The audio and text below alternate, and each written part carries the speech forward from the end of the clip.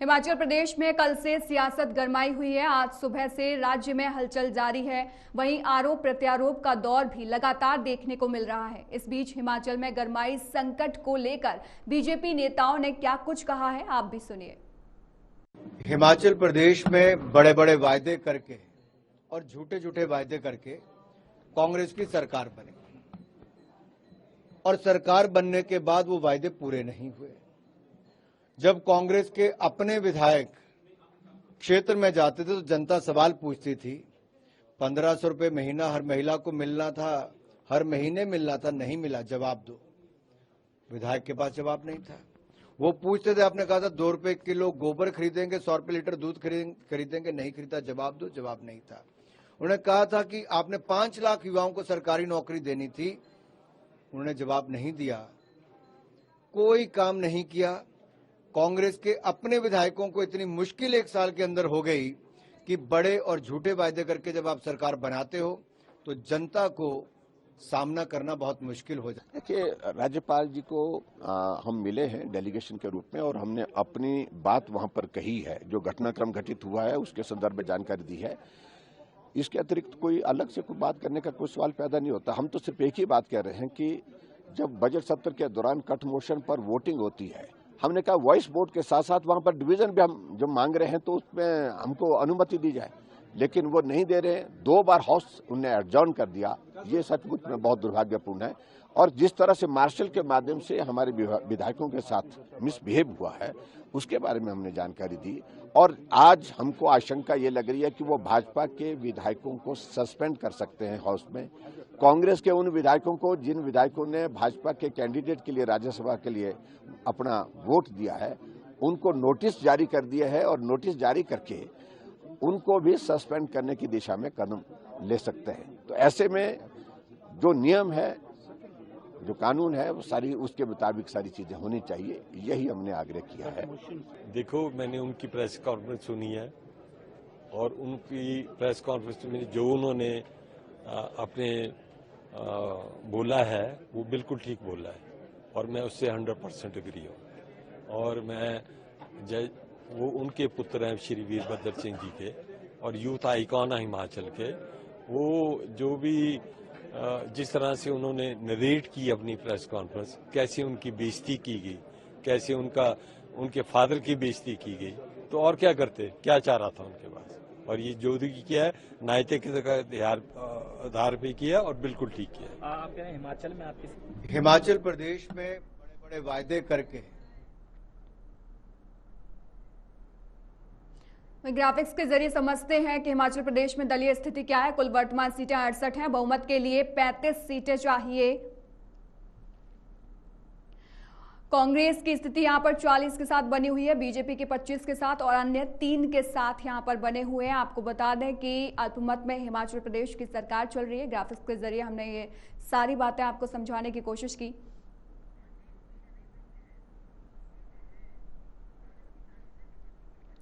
तो कुल वर्तमान सीटें 68 हैं। आपको बता दें कि बहुमत के लिए तो कांग्रेस की 40 सीटें हैं और बीजेपी की 25 सीटें हैं और साथ ही अन्य की 3 सीटें हैं। तो ये सारी स्थिति हम आपको ग्राफिक्स के जरिए आपको समझाने की कोशिश कर रहे हैं।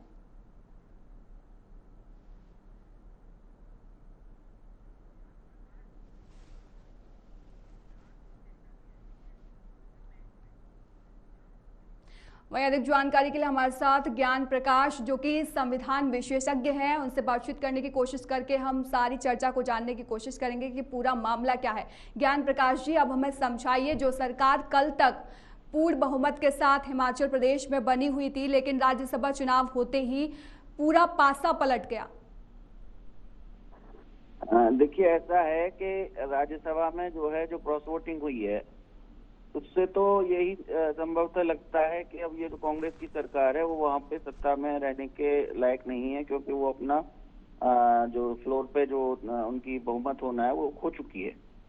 और एक और भी बात है कि एक टेक्निकलिटी इसमें ये है कि राज्यसभा के इन चीजों में जो एंटी डिफेक्शन लॉ है वो एप्लीकेबल नहीं है।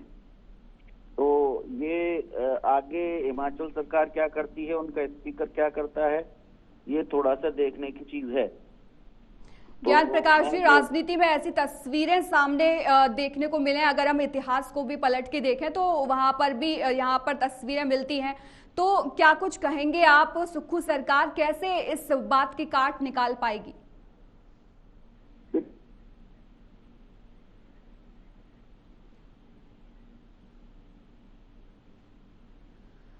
कुछ मैनेज करें उस चीज को, जो फ्लोर पे टेस्ट ही ना होने दें, लेकिन मुझे ऐसा लगता है कि ये ज्यादा दिन जो है उसमें सफल नहीं हो पाएंगे। और ज्ञान प्रकाश जी, हमारे साथ अनिला सिंह भी बीजेपी के प्रवक्ता जुड़ी हुई हैं, उनसे भी बातचीत करने की कोशिश करेंगे। देखिए, हिमाचल की तस्वीर इस वक्त देखने को मिल रही है तो पूरा पासा वहां पर पलट गया है। आगे बीजेपी क्या रणनीति बना सकती है?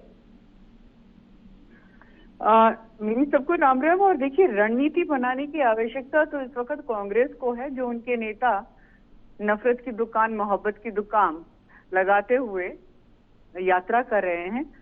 तो उनको अपना घर संभालना चाहिए। जो उनके कार्यकर्ता हैं, चाहे वो सांसद के रूप में हो, विधायक के रूप में हो या किसी और भी रूप में हो, उनके अंदर एक प्रकार की फ्रस्ट्रेशन डेवलप होती है, तब वो उनका राजनीतिक दल छोड़ते हैं। तो आज इसी प्रकार का एक सीन हमें हिमाचल प्रदेश में भी दिखाई दे रहा है। भारतीय जनता पार्टी वही करेगी जो हिमाचल प्रदेश के हित में होगा। हिमाचल प्रदेश एक स्थिरता चाहता है, विकास चाहता है, झूठे वायदे नहीं। तो Bharatiya Janata party wait and watch कर रही है।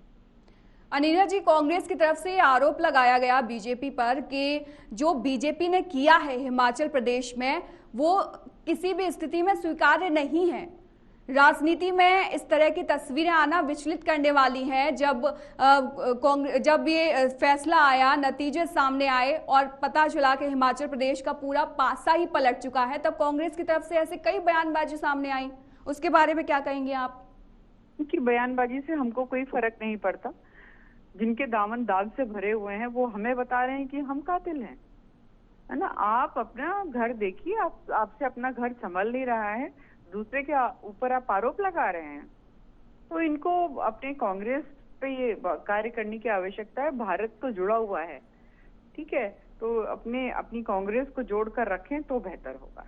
देखिए अनिला जी, विश्वास प्रस्ताव लाने की बात भी बीजेपी की तरफ से की जा रही थी, तो क्या विश्वास प्रस्ताव जारी कर दिया जाएगा? ये समय रहते हुए आपको भी दिखाई दे जाएगा कि क्या होगा क्या नहीं होगा। इसको ऊपर अभी इस समय टिप्पणी करना उचित नहीं रहेगा। तो आगे क्या कुछ उत्तराखंड को लेकर बीजेपी इस वक्त सोच रही है अनिला जी? हिमाचल प्रदेश को लेकर हमारी नीति बिल्कुल स्पष्ट है। जो पहले भी जब हम सत्ता में थे हमने यही कार्य किया है कि किस प्रकार से विकास हो। जो कार्य हम नहीं कर सकते उसका झूठा वायदा हमने कभी भी नहीं किया। आज हिमाचल प्रदेश की जनता को समझ में आ गया है कि झूठे वायदा करने वाली पार्टी जो है उनको केवल और केवल नुकसान पहुंचा रही है। इसीलिए उनके नेता भी उनको छोड़कर भाग रहे हैं। भारतीय जनता पार्टी हिमाचल प्रदेश के साथ खड़ी हुई है। आवश्यकता पड़ी और लगा कि हाँ फ्लोर टेस्टिंग हो रही है और हमारे पास नंबर्स हुए तो हम बिल्कुल मजबूती से सरकार फिर से बनाएंगे। अनिला जी, हिमाचल प्रदेश में और यूपी में तो स्थिति सुधार ली गई बीजेपी की तरफ से, लेकिन कर्नाटक में क्रॉस वोटिंग देखने को मिली और बीजेपी के एक विधायक ने आपके विरोध में वोट कर दिया। उसके बारे में क्या कहेंगे आप? कर्नाटक में जो स्थिति है बीजेपी की वो काफी कमजोर दिखाई पड़ रही है। कोई बात नहीं, वहां पर हमने देखा कि क्रॉस वोटिंग बिल्कुल हुई है और ये स्वतंत्रता होनी चाहिए विधायकों को कि वो अपने विवेक अनुसार जिसको चाहे वोट कर सकते हैं। किसी भी विधायक को जोर जबरदस्ती करके कोई भी दल जो है। अनिला जी, हमारे साथ अंशु अवस्थी भी जुड़े हुए हैं, प्रवक्ता है कांग्रेस के।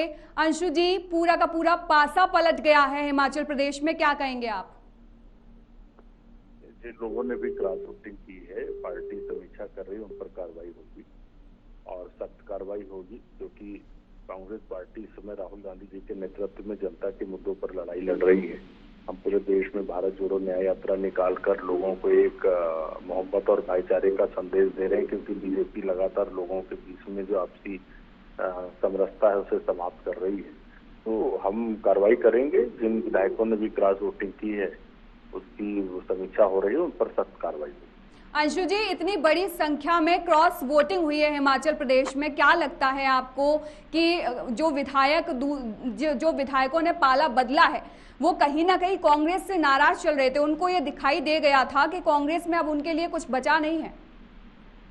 देखिए, अगर बचा ना होता तो उनको टिकट कैसे मिलता, एमएलए कैसे बनते? तो वो कांग्रेस पार्टी से नाराज नहीं, उनको कुछ जरूर ऐसे प्रलोभन है। और बीजेपी जानते हैं आपकी लूटतंत्र बना रही लोकतंत्र को, बीजेपी को लूटने में भरोसा है, वो लोकतंत्र की हत्या कर रहे हैं।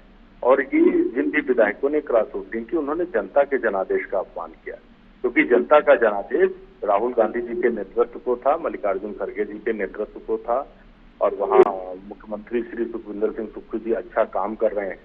तो उन विधायकों ने अपने प्रलोभन और बीजेपी के लूटतंत्र के दबाव में आकर वो क्रॉस किया है, उन पर कार्रवाई होगी और वो कहीं के नहीं रहेंगे, ना घर के रहेंगे ना घाट के, ना उन्हें जनता पूछेगी और ना ही पार्टी।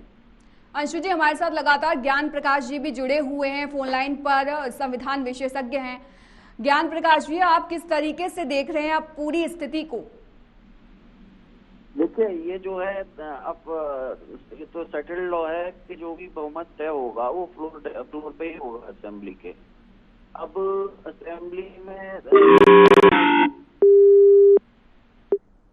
टेक्निकलिटी ये है कि एंटी डिफेक्शन लॉ ये राज्यसभा के मामले में एप्लीकेबल नहीं है, तो उसके बेस पे किस तरह से उसे उन्हें पार्टी से निकालेंगे और किस बेसिस पे जो है वो एमएलए-शिप उनकी तो जाएगी नहीं, एमएलए तो फिर भी रहेंगे।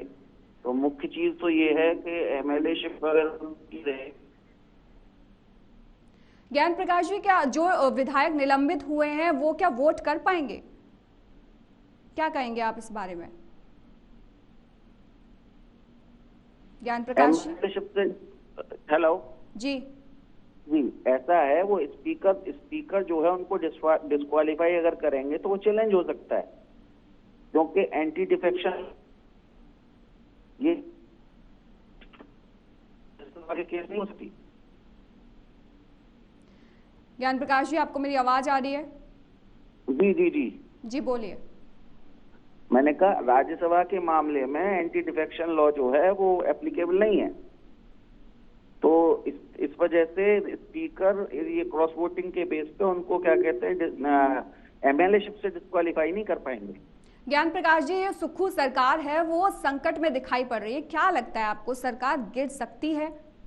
क्योंकि बजट का एक बड़ा मुद्दा यहाँ पर रख दिया गया था कि अगर सरकार बजट पेश कर देती है तो वो गिरने से बच सकती है, क्या कहेंगे आप? ज्यादा चांसेस इसी